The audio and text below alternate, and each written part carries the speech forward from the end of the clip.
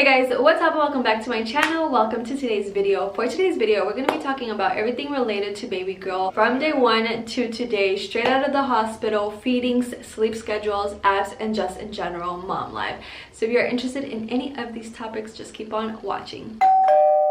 I obviously like to keep my intros super short, so we're just gonna jump right into this video, starting off with the app that I use. So the app that I use right now is called Nara Baby. First of all, cutest little app. It is so easy to use. So this app right here tracks feedings, how many times you pump, diaper changes, and sleep time, and a few other ones, but these are the ones that I was using the most.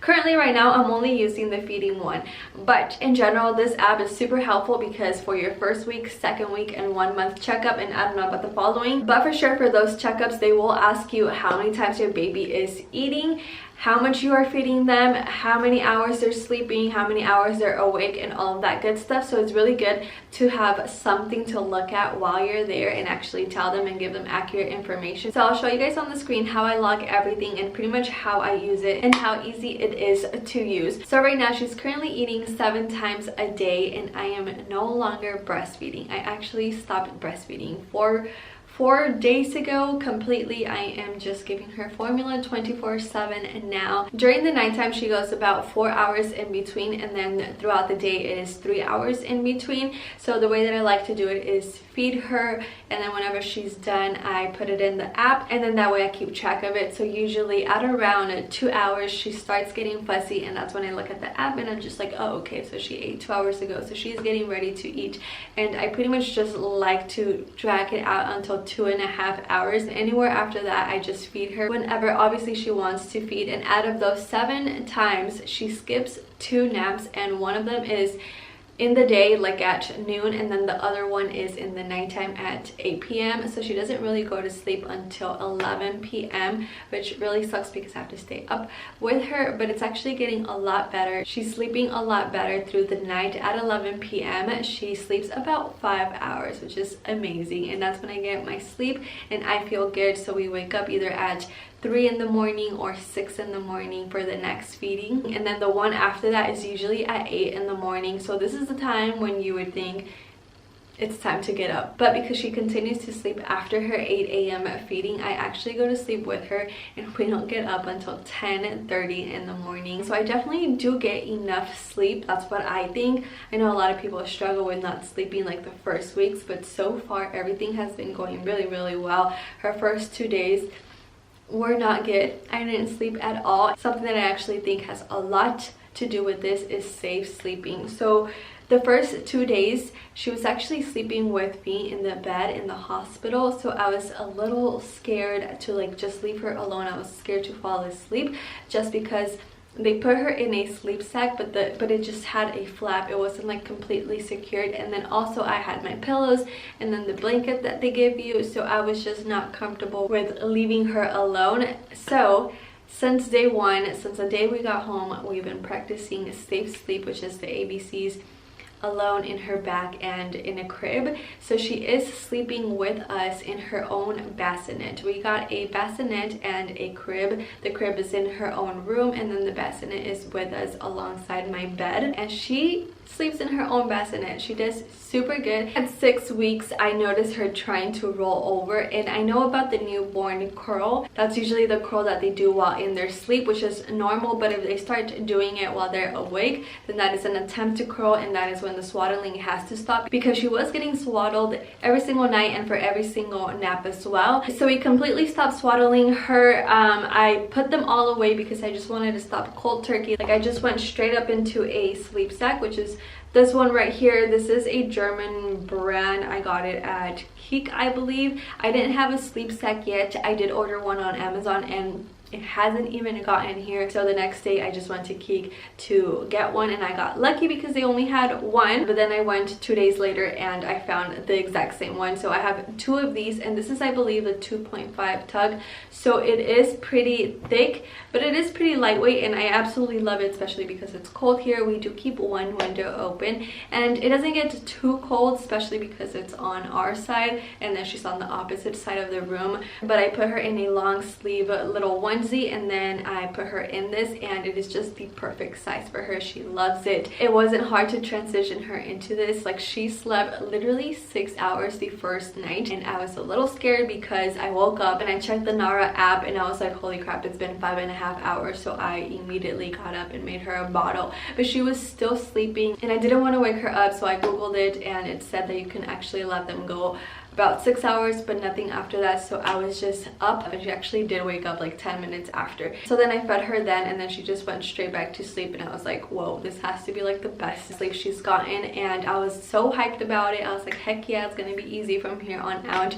But the next day she didn't sleep those 6 hours. She went back to the 4 hours, and I'm like, that's still not bad at all. There's only been about 2 days where she's had bad nights that I literally had to wake up every 45 minutes, which still isn't bad. But yeah, it's only been about 2 bad days, and then the rest have been super easy, anywhere from 2.5 hours to almost 5 hours. So I also know a lot of you guys been curious to know how Phoenix is doing with baby girl and how he is helping out. So the army actually gives them paternal leave, and they get 20 days of that.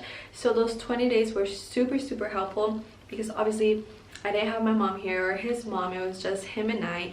And for those 20 days, he was super helpful. He would take out the trash, wash the dishes, watch her, put her to sleep, and all of that.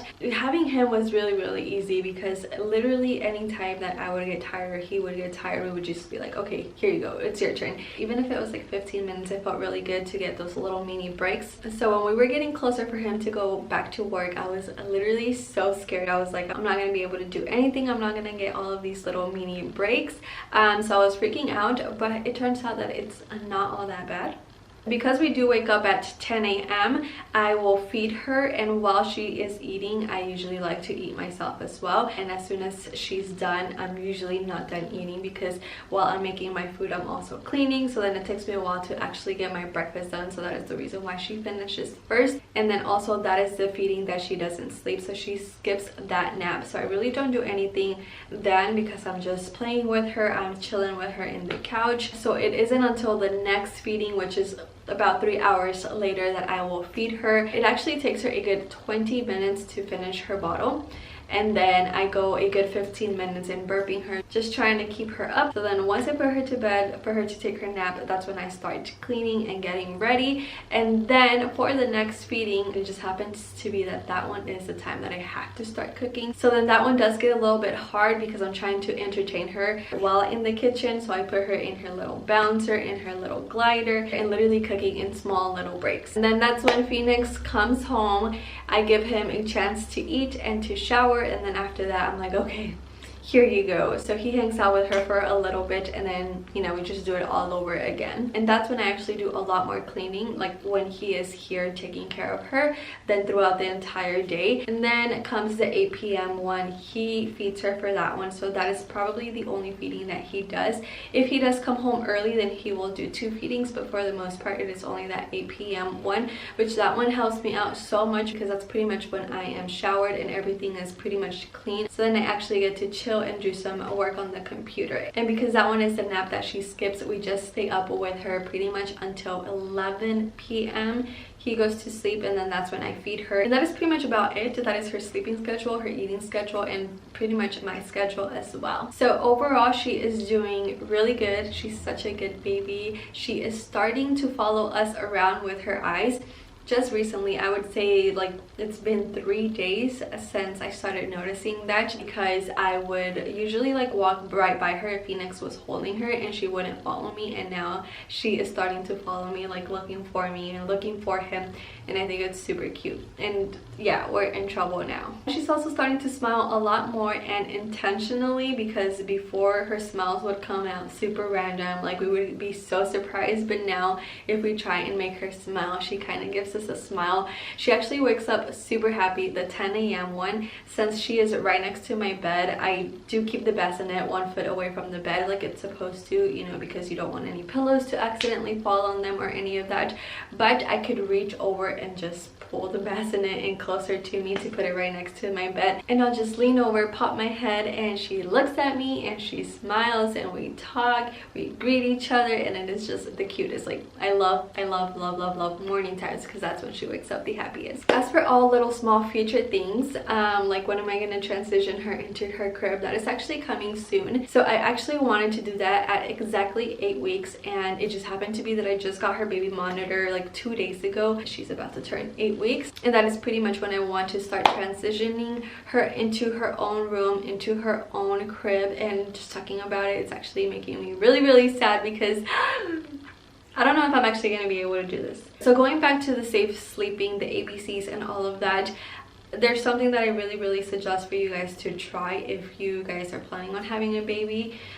Start it off since day one. No crib accessories, like the little things that go around. No blankets, no pillows, no nothing. The only thing that you could put in there is their pacifier. So that's the only thing that I put in there.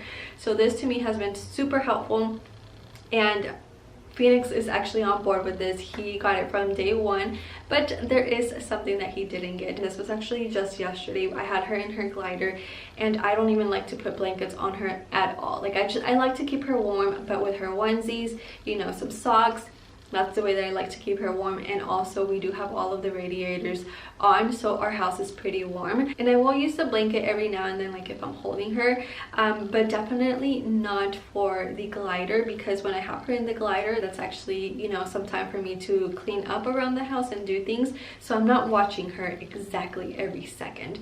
So Phoenix likes to put the blanket on her with her hands tucked in, because, you know, she was cold, and I was like, okay, we cannot do that. Like, that's a no. I don't do it. Please don't do that. And he was like, why? She's cold. Like, this was the first time that he actually like tried doing something after I said not to. And while I was explaining to him the reason why I didn't want that, literally the second that I was explaining it to him, she lifted her hands up with the blanket and literally pulled it over her head. And I was like, exactly, that is the reason why. You just never know. So that is the perfect example as to why I like to practice safe sleep and why I encourage you guys to practice safe sleep.